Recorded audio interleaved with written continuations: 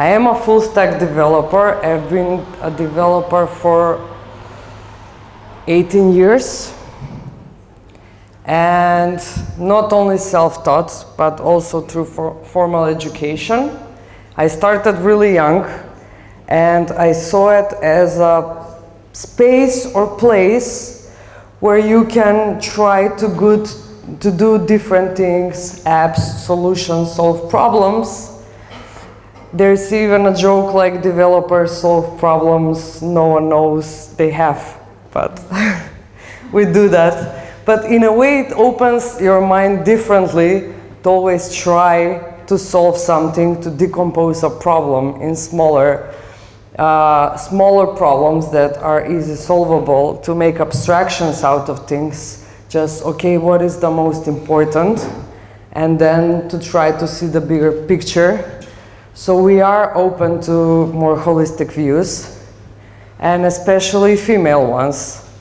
So, coming from the tech world, and especially as a woman, which is more male-led industry, I found that there are so many amazing women and girls out there, developers and successful, but they're not used to talking, and they're playing safe. They don't want to have their spotlight, and they're amazing, even from different countries. And I saw it as the years go in a way that, okay, if you're not speaking, I'm gonna speak because of you, in your name, and so on.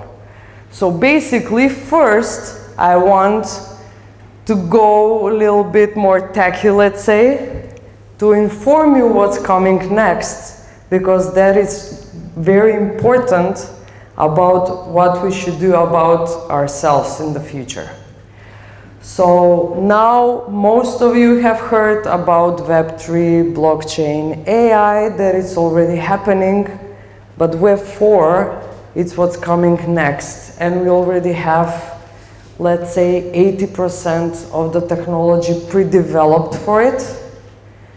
It's just waiting for us to evolve enough in a way to embrace it. So the Web4 is actually powering the next tech renaissance, and you'll see why. Just quickly, I will go through this evolution so everyone will be on the same page. Like we had the Web 1 in the 90s and early 2000s. We have static websites, only informational we can read from. It was amazing, great revolution. You can recognize most of these logos, which were back then only search engines, again, of static websites, and had only read-only content. So quickly, in the mid-2000s, we upgraded ourselves, okay? We now have the information, but what was the reason for the internet is to collaborate, especially among researchers and scientists. So Web 2, which we are still using, it's what gave us all these amazing things. Social media, social networks, connecting apps, different types of data storage, file transfer, basically to have everything in our small devices, which can connect to everyone in the world, talk with everyone, ask anyone, get the information right away.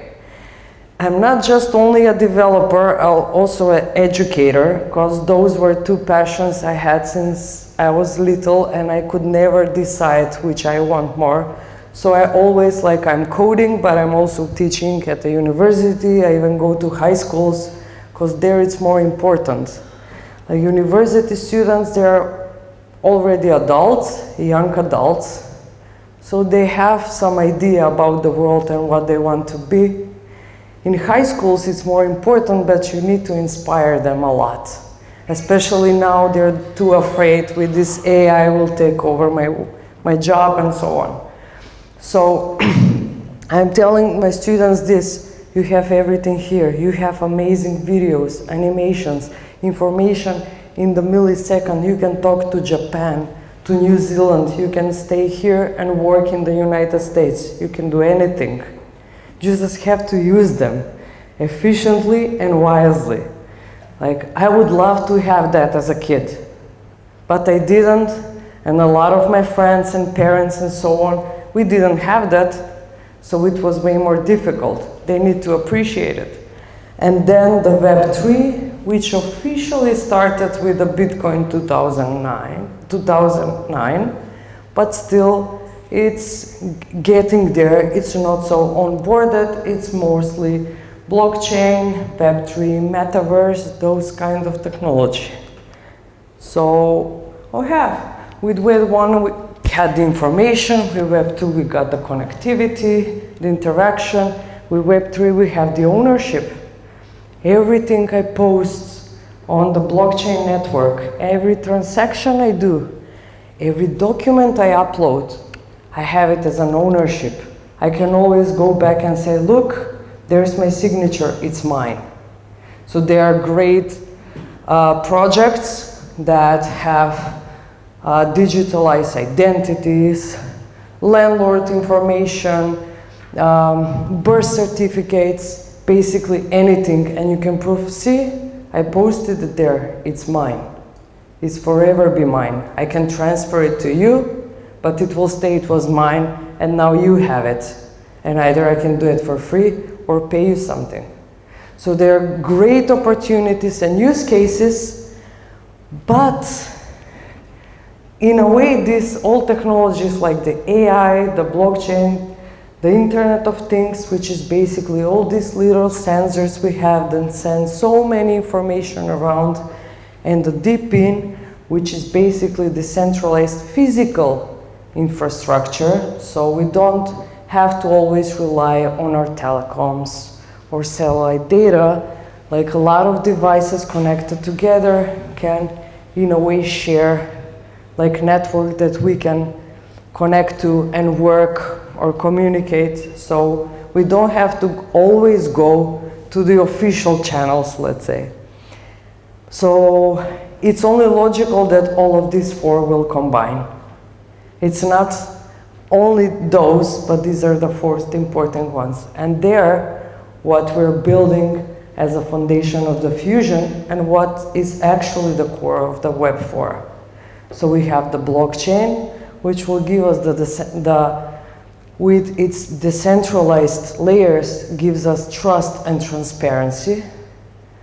Imagine the presidential elections to be on the blockchain. Only one vote per person, and even if you change your vote, I can always see what was your vote first. Never gets deleted.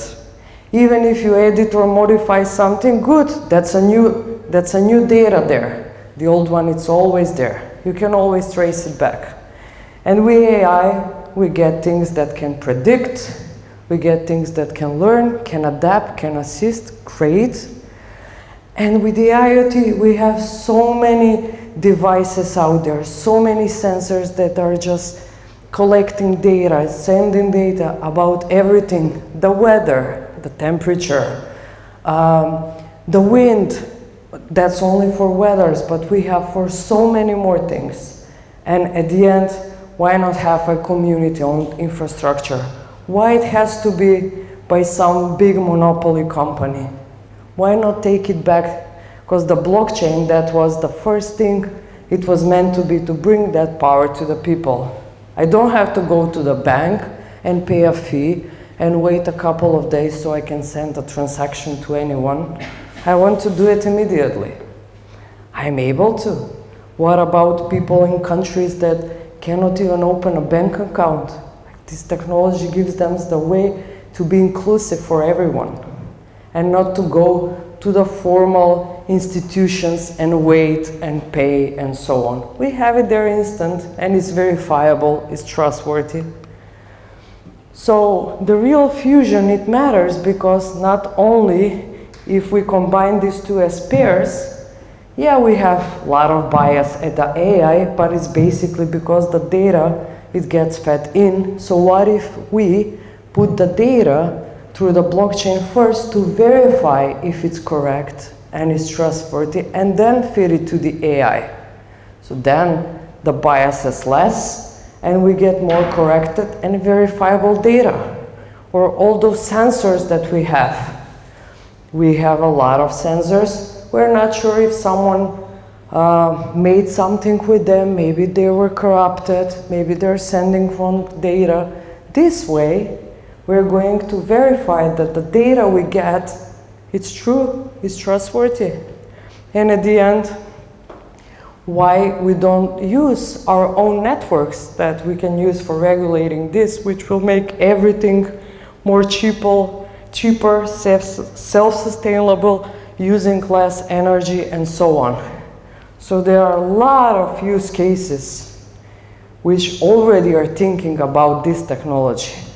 And here are some of the use cases, but I won't go so in detail because of time and everything, but these are the most important ones that are already working on this, like the Ocean Protocol, which works about data that get collective data about different hospitals, researchers, and so on.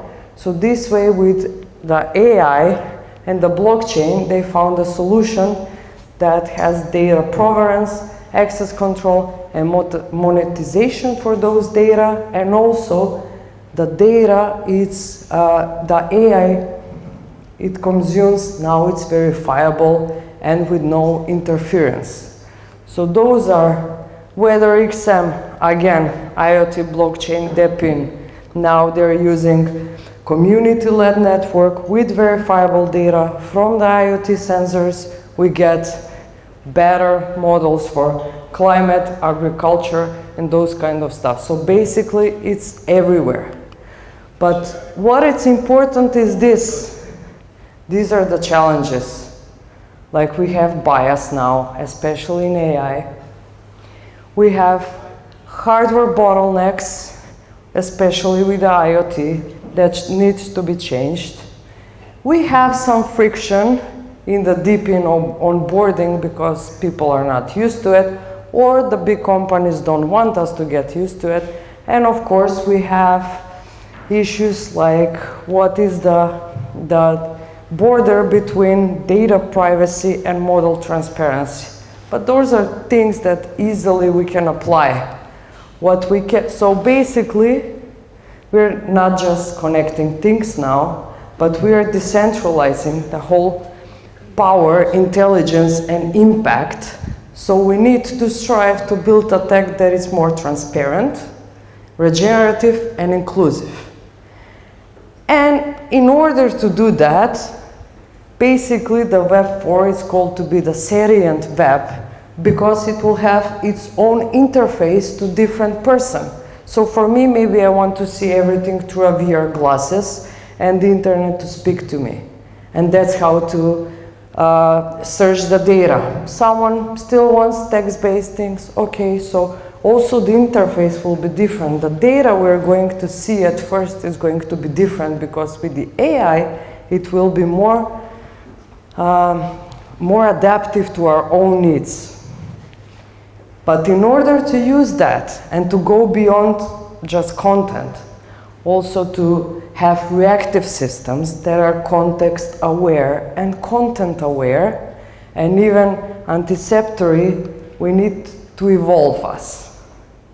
This is basically the experience level, like to be predictive, not reactive, to be personal, what I said, and to be immersive, so we can have all of these amazing technologies inside, to be more conversational, autonomous, and coordinated. But we have something here, and this is again a diagram of all the use cases in different industries. It will be good. But we need to change things, because the web is not just technical, it's cultural. And why?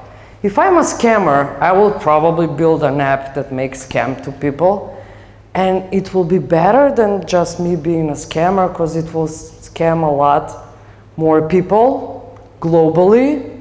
Probably I will get, if it's a scam about money, I will get more money. Maybe I will even try to find a way to hide myself better than doing it in person. So we should change ourselves. If I'm a good person, probably I will try to make something a software that can help people. So basically, we build everything in our old model, and our model is not good. And with the AI, we're feeding it with data that are not good, and they're biased.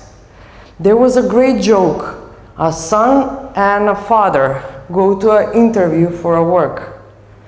And the CEO calls on the phone and says, "Good luck, son." And the question is, who is the CEO? 90% say the father. And the father is in the car. No one said the mother. We have our own biases, but we have the technology to make at least the technology not biased. So even if in school I tell my students, okay, tell whatever AI you want to prompt, make me a picture of a doctor. Takes out white male with glasses. Okay, make me a picture of a teacher. White female with glasses. Why? We're not like that.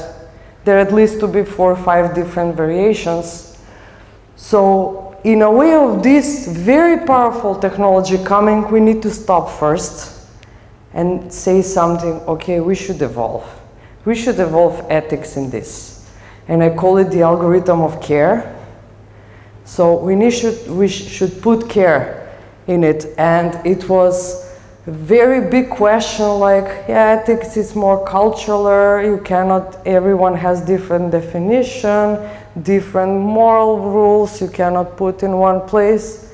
Yeah, but at least we can start for not trying to hurt someone else. That is one really good rule. Then we can go from there. So let's also bring that into the code to not do to not code things that are bad. There is a really good algorithmic justice league, a team of scientists who are fighting against bad algorithms who are biased and used in governments and very important institutions and make real damage to the people. And there's no regulation about it. Someone has to take consequences about those kind of stuff. And we should define who, the company who is using it, or the company who told to be made, or the coder who did it. Someone needs to take responsibility.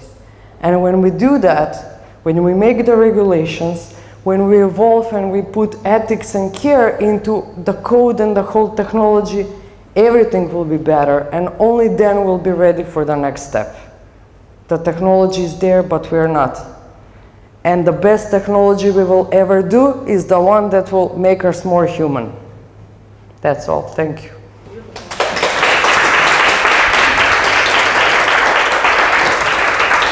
Thank you so much.